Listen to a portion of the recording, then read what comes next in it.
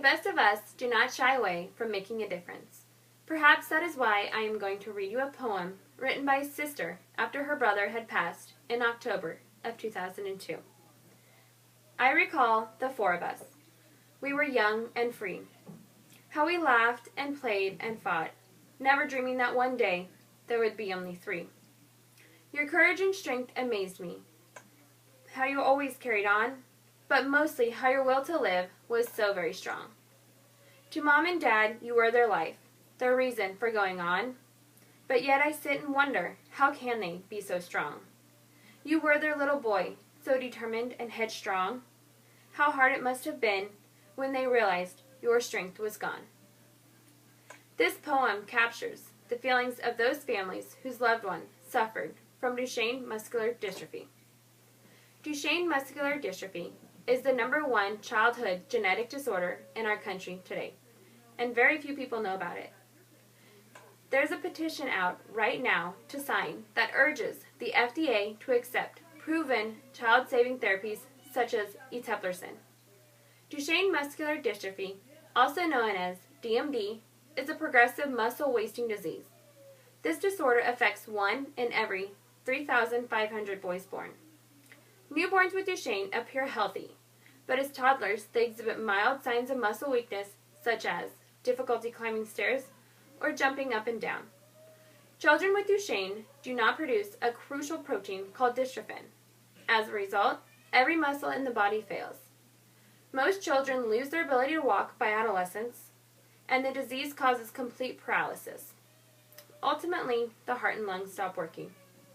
With no approved treatment, Duchenne has a 100% fatality rate. And these boys typically die by the time they are 19, sometimes 20, and sometimes 22. For example, a child at the age of 5 diagnosed with Duchenne experiences a loss of muscle strength, leading to wheelchair confinement by adolescence and a shortened life assisted by ventilators. Before you know it, he is gone. I know many of you watching this right now have one, if not more, uncles, brothers, or sons that you love very much and would hate to see them gone. An experimental drug called Eteplirsen is showing that it can produce the protein called dystrophin and delay Duchenne's unrelenting downward course, meaning those loved ones could still be here. Let me tell you a little bit about the drug Eteplirsen. It has been administered to 12 boys with the disease for 120 weeks, which is 2 years and 3 months with none, not even one side effect. 10 out of the 12 boys who are still able to walk are given a test every 6 months to see how far they can walk in 6 minutes. The scores have remained stable since treatment, with improved scores for some of the boys, which is unheard of in any kind of treatment in Duchenne's. And the other 2 boys, who are now wheelchair-bound, their lung function has been stabilized. Now let me tell you about a mother named Tracy Seckler, who is co-founder and executive director of Charlie's Fund. Charlie is her son who suffers from Duchenne Muscular Dystrophy, who is not included in the trial of Eteplirsen. Tracy states, "For 18 months now, it has been clear to patients and the doctors that this drug has a real shot at improving children's lives. In that time, her son has lost the ability to get up off the floor without help. He can no longer get a gallon of milk out of the fridge, and this winter he has had to stay inside because it is too exhausting for him to walk in the snow."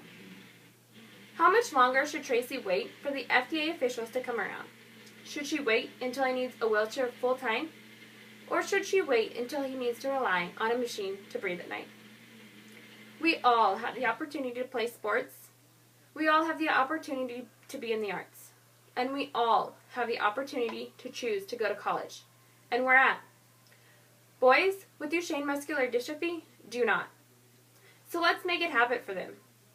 A pending FDA decision could determine whether this generation of children is the last to die from Duchenne's or the first generation to live. So let's sign that White House petition now and urge the FDA to say yes to proven child-saving therapies. Thank you. I would like to thank Tracy Seckler for sharing her story to the Huffington Post and theracetoyes.org. So please go and visit therace2yes.org and sign the petition.